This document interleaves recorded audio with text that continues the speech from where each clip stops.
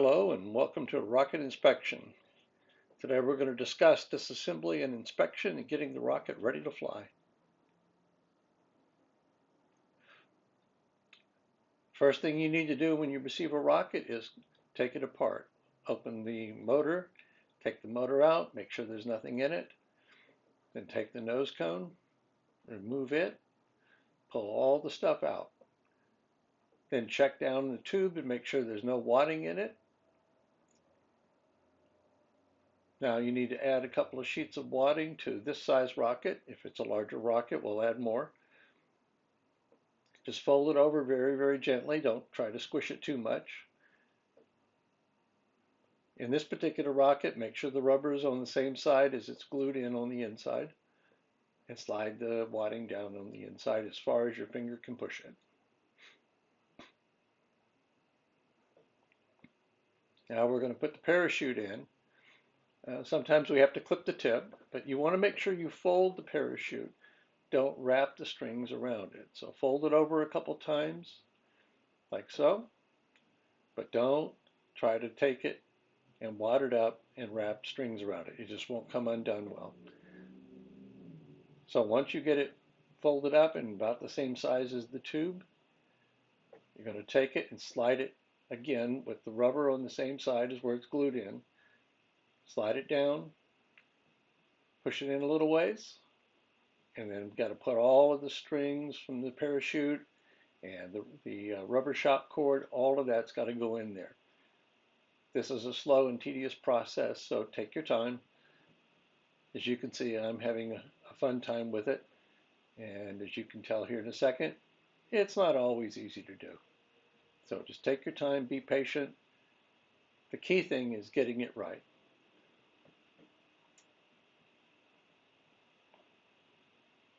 You notice how there's that little piece of rubber that's sticking out?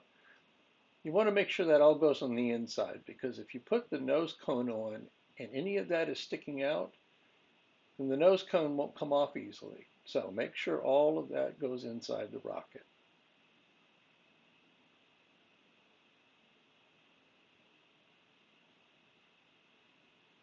Now once you get the nose cone on, you should be able to spin the nose cone pretty easily. It should not be hard to turn.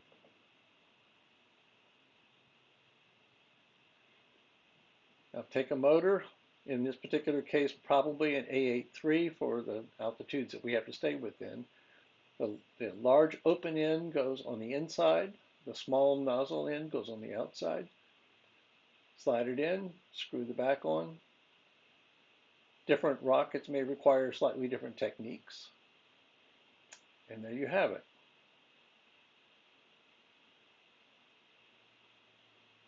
Now we're going to go through the process of the colors that we have. We've got red, blue, green, yellow, and orange rotation. And when you're done, you go back to red and then blue. We've got bins on the table. The bins contain the red, the blue, the green, the orange, yellow and orange.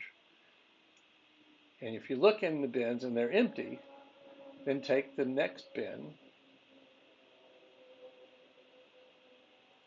In this case, it's green. And take out the lowest numbered card in there. It should be on top. Now you notice there's two cards. One of them is going to get clipped to the fin of the rocket.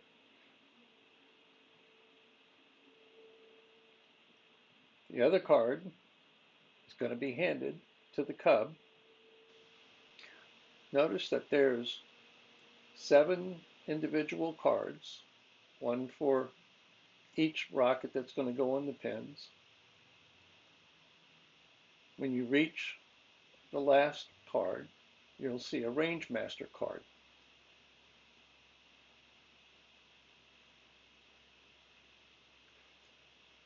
When you clip the 7 onto the fin of the rocket, you give the number, the card to the scout, and you pin the range master card on the rocket with the number 7.